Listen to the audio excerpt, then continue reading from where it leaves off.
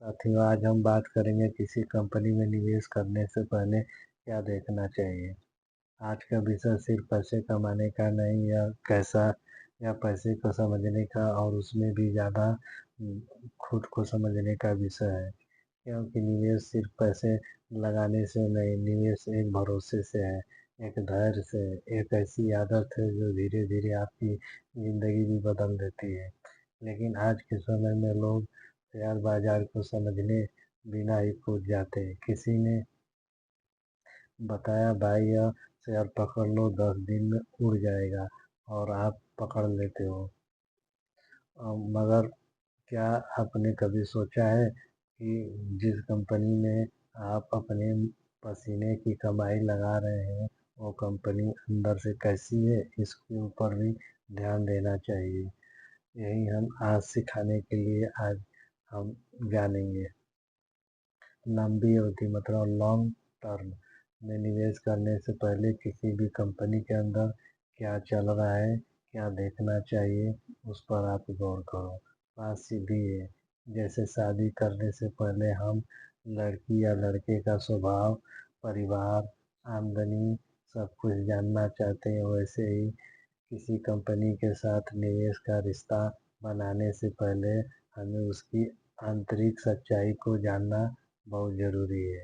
ये वीडियो आपको कंपनी के चेहरे से आगे जाकर उसके चरित्र को समझने में मदद करेगा। तो दोस्तों, आप इसको ध्यानपूर्वक से ज़रूर समझें। भाग दूसरा है कि कंपनी की कमाई अब मुनाफा नहीं, असली ताकत कहाँ छुपी है।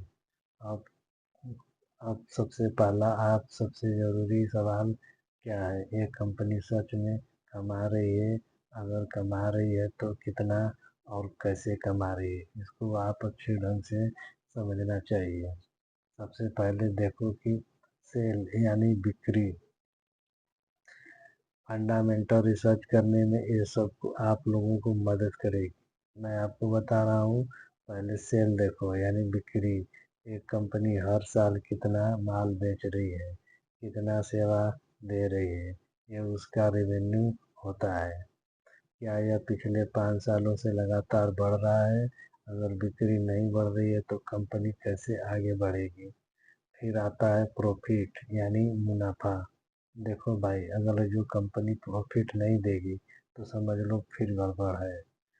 देखो भाई, 100 की बिक्री में 90 रुपया का खर्च हुआ, अगर 10 रुपया बचा तो वही आपका प्रॉफिट हो गया। लेकिन कई कंपनियां ऐसे होती हैं जो करोड़ों को बिक्री करती है लेकिन मुनाफा नहीं बचाती है, तो उसका मतलब क्या निकलेगा? कुछ नहीं।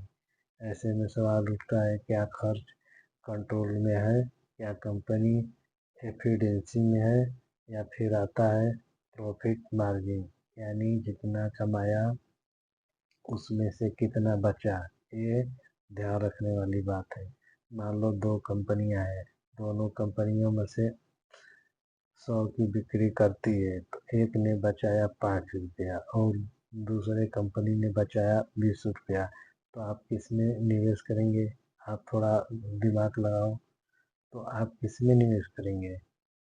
आपको तो सीधा सा समझ में आ रहा है, जाहिर सी बात है कि जिसमें ज़्यादा मुनाफा बचता है, इसलिए हाई प्रॉफिट है, मार्जिन वाली कंपनी, लंबी रेस वाली घोड़ा है, उसमें हम लोग निवेश करेंगे। और हाँ, अगर सवाल साल दर साल मुनाफा भी बढ़ रहा है और मार्जिन स्थिर है, तो समझो कि कंपनी बहुत मजबूत है। ये ध्यान देने वाली बात है। और तीसरी बात है कंपनी की बैलेंस शीट। उसकी असली हैसियत बैलेंस शीट ही बताता है। अब बात करते हैं कंपनी की आर्थिक सेहत की यानी उसकी बैलेंस शीट की। इसमें हम तीन चीज़ें एकदम समझेंगे अच्छे तरीके से। पहला कि कर्ज, अगर जिस कंपनी के ऊपर कर्ज हो उस पर आप ध्यान देना। दूसरा संपत्ति और देनदारियां, मतलब एसेट और लायबिलिटी। और तीसरा हो गया आर ओ ई और आर ओ सी ई यानी पैसे लगाने पर रिटर्न। सबसे पहले बात कर्ज की करते हैं।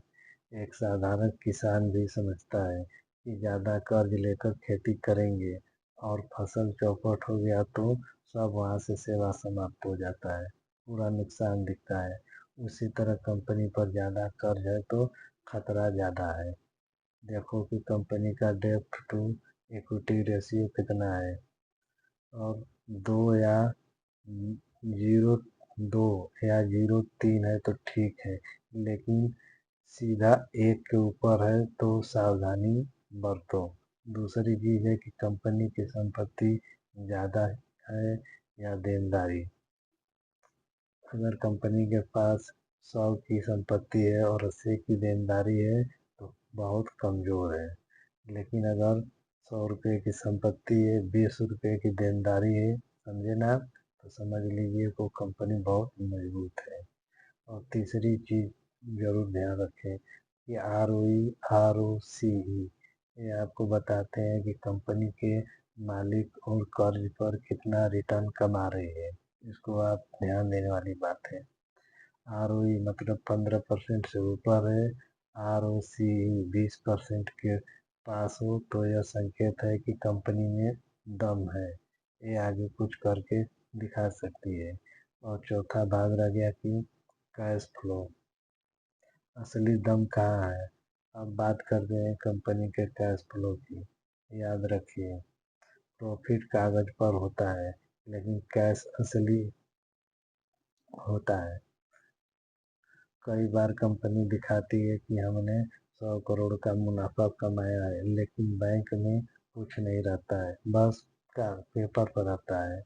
ऐसे में आपको देखना है कि ऑपरेटिंग कैश फ्लो मतलब CFO यह बताता है कि कंपनी अपने रोजमर्रा से काम से असली में कितना कैश कमा रही है। अगर ऑपरेटिंग कैश फ्लो लगातार बढ़ रहा है तो कंपनी की नींव मजबूत है। फिर आता है फ्री कैश फ्लो मतलब FCF, यानी कमाई में से जब कंपनी जरूरी खर्च निकाल देती है, जैसे मशीन, फैक्ट्री, रिसर्च, तो कैश कितना बचता है वही असली ताकत होता है। फ्री कैश फ्लो अच्छा है तो लेकिन कंपनी कर्ज चुका सकती है, न प्रोजेक्ट से पैसा लगा सकती है, और न सबसे बड़ी बात यह कि डिविडेंड भी दे सकती है। और एक बात और याद रखो, कैश फ्लो में गड़बड़ है तो कुछ छुपाया जा रहा है, इसलिए हमेशा कैश फ्लो स्टेटमेंट जरूर पढ़ें। क्वार्टरली रिजल्ट के साथ स्टेटमेंट आता है, उसको आपको ध्यान में रखना चाहिए। और पांचवा रह गया कि प्रमोटर प्रबंधन और बिजनेस मॉडल, कंपनी का दिल और आत्मा। अब बात करते हैं कंपनी को चलाने वालों की। चाहे कंपनी का धंधा अच्छा हो, मुनाफा अच्छा हो, अगर मालिक ही भरोसे के लायक नहीं है तो पैसा लगाना अच्छा नहीं है। प्रमोटर होल्डिंग देखो, प्रमोटर होल्डिंग अगर 50% से ऊपर हो तो कंपनी सही है, नहीं तो कंपनी सही नहीं है। ये ध्यान देने वाली बात है कि अगर प्रमोटर बार बार अपनी हिस्सेदारी बेच रहा है तो सोचने वाली बात है, तो एक बार सोचना पड़ेगा। फिर देखो मैनेजमेंट का विजन और ट्रैक रिकॉर्ड देखो, ये सब देखना जरूरी होता है।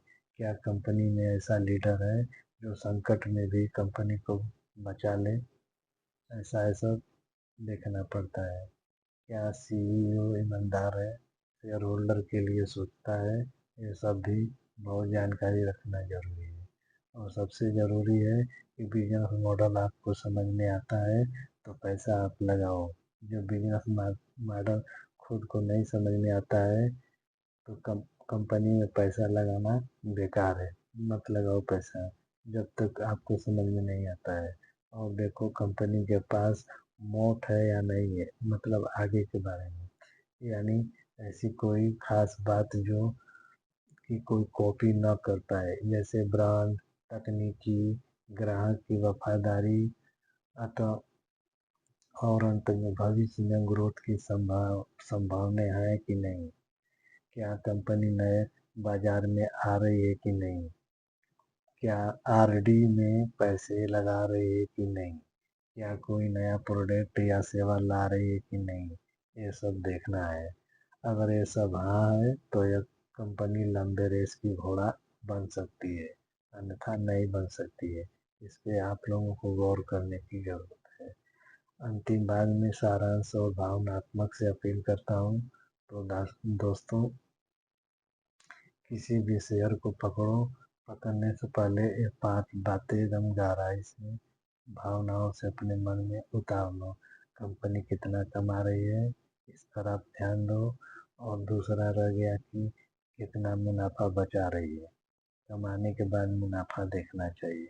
मुनाफे के बाद कर्ज में डूबी है या नहीं है, डूबी है ये भी देखना चाहिए। असली कैश फ्लो आ रहा है कि नहीं आ रहा है, कि बस दिखावा है, ये भी ध्यान देना चाहिए। और पांचवी बात है कि चलाने वाले लोग कौन है और उसका इरादा क्या है। लॉन्ग टर्म के लिए वो कंपनी चलेगी या नहीं चलेगी, इस पे भी ध्यान देना है। ये सब देखने के बाद ही पैसा लगाओ, तब आप मुनाफा कमा सकते हो, वरना पैसा नहीं लगाना। दिल लगेगा और फिर धोखा ही मिलेगा, ये समझ लो। याद रखो, शेयर बाजार मंदिर है, यहाँ ईमानदारी, धैर्य और समझदारी से ही लाभ मिलता है। ये सब ध्यान देना चाहिए।